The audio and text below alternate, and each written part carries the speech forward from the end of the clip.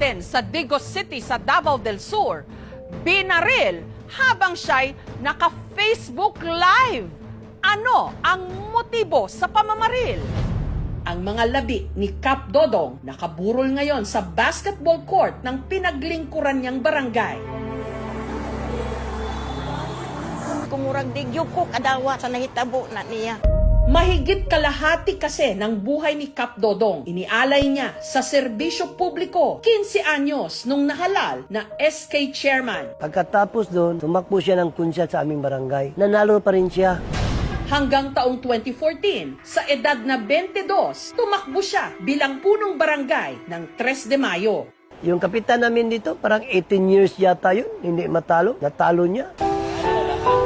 Habang siya'y nasa pwesto, marami raw siyang natulungan. Na-hospital ko sa Dominican, siya nagluwas na ako, gitagaan ko niya 26,000 para ako makagawas. Isa na niya, wala namang si Dahok. Siya rin nakapagbago sa mga ba, niya kapitan. Sa una kay tanang bisyo mo suldan. Pagka tungtong na mo siya, wala na, naunda na tanang bisyo na mo yun. This year, wala kaming masyadong memories. Kasi inuna niya talaga yung mga tao. Isa sa amin. Pero okay lang naman.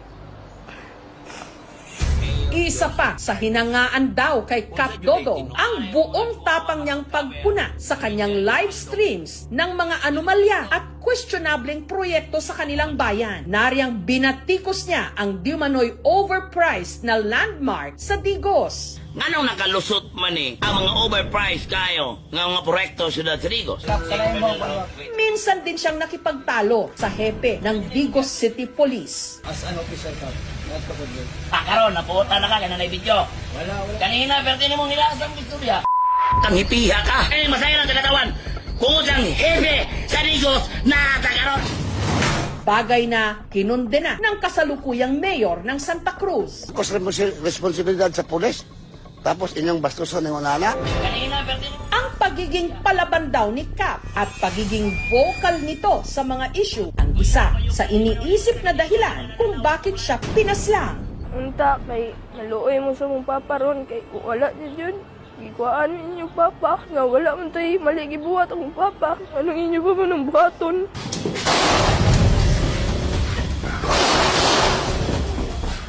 Pero sino nga ba ang nasa likod ng pagpatay kay Kapitan?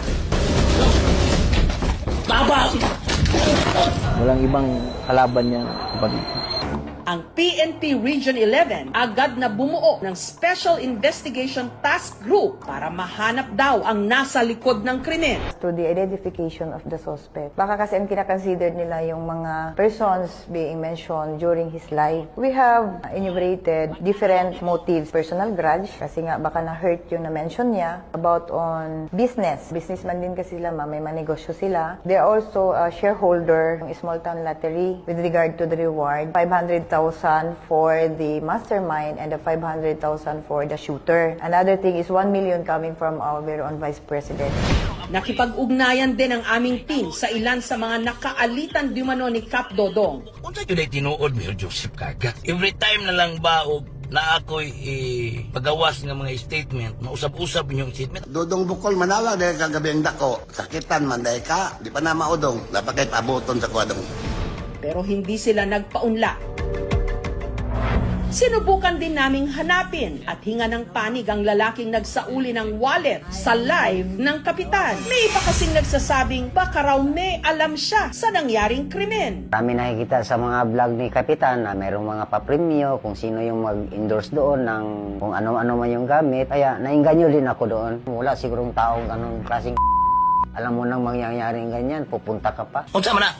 Pitaka rin, kita na ko dito sa may... Pitaka na po, doy. Dala po pitaka kito na over sa tuwa, oh. Ay kwarta, pero ano mo gikuanog pila ng kwarta. Lumalaban talaga ako ng patas, ma'am. Sa totoo lang, apektadong pinano na talaga ang pamilya ko. Kung ano man ang iniisip nila na masama sa akin, sana naman huwag na lang ituloy nila kasi wala naman akong kasalanan talaga. Dapat tiyakin magiging mabilis at malayang investigasyon sa krimen na ito. Kahit sino pa man ang biktima nito, whether may posisyon o wala, no human being deserves to be killed in that way.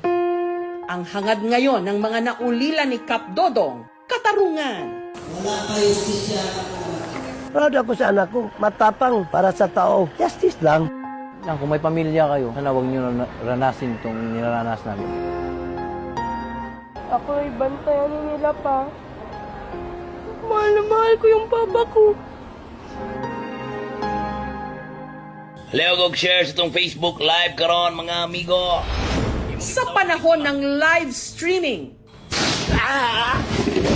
mismong krimen, real-time ding nasasaksihan.